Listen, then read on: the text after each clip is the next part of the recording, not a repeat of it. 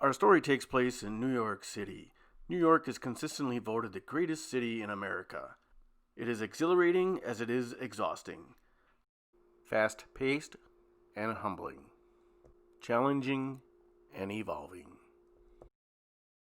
The people who live there are among the nation's brightest, toughest, and kind-hearted.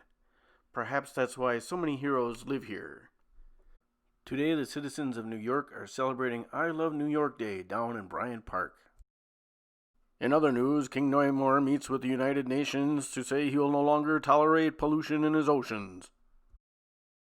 Construction has turned deadly for a colony of molloids in an unknown city underground. New York subways are becoming toxic with diesel fuel.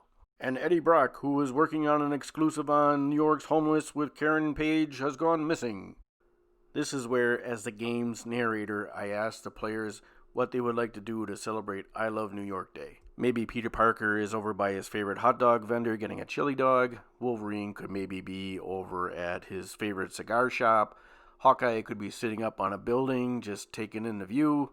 One of the players was actually playing the Beast, and he could be down at his favorite library, which is nearby, and reading one of his favorite books. And for contributing to the story, they would all receive a plot point which they could use to further the game later on.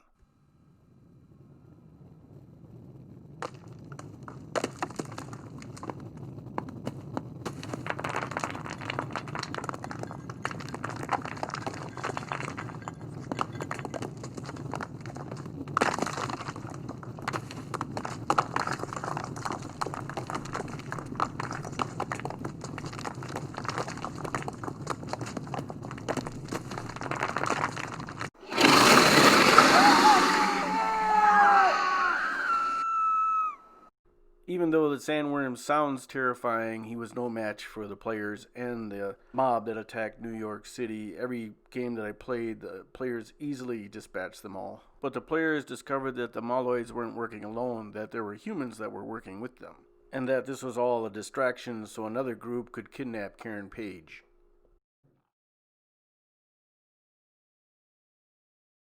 So the giant worm left a giant hole in the ground which the players could follow deep into the tunnels in the subways of New York City, in which they discovered the group which kidnapped Karen Page that was taking her deep into the earth.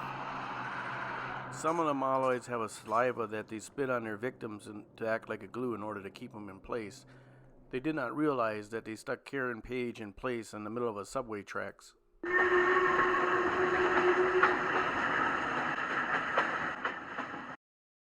And once again, every group that I had met the challenge with ease, so I need to step up my game as a storyteller and make my scenarios much more difficult.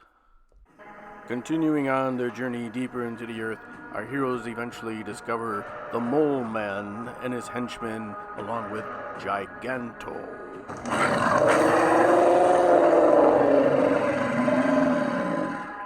One of the things about being a storyteller in a game is that you never know what the players are going to do. Typically, they always just want to attack everything, but sometimes players negotiate to find out what the villain wants and see if they can make some kind of deal. I had both instances occur while running these games over that weekend. However, the groups that had a Wolverine player in them didn't have much of a choice.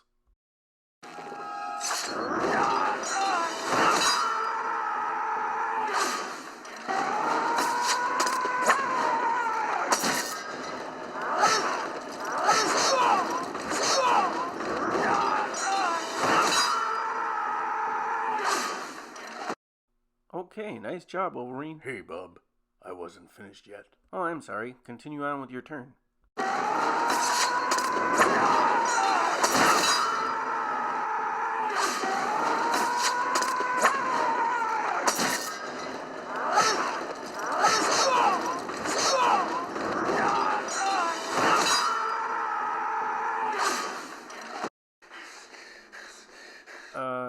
Yeah, the rest of them run away.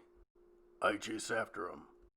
Marvel Heroic Roleplay was based on the Cortex Prime system, which you can head on over to the cortexrpg.com website in order to check out the newest version of the rules and how the game is played. When researching ideas for the story, I found it interesting that both mole men were in the comic books and also in real life stories. I found this story on another Marvel Heroic fan made website where this gentleman created a scenario above ground in New York City using the Mole Man. And you can check out his material over at exploringinfinity.com.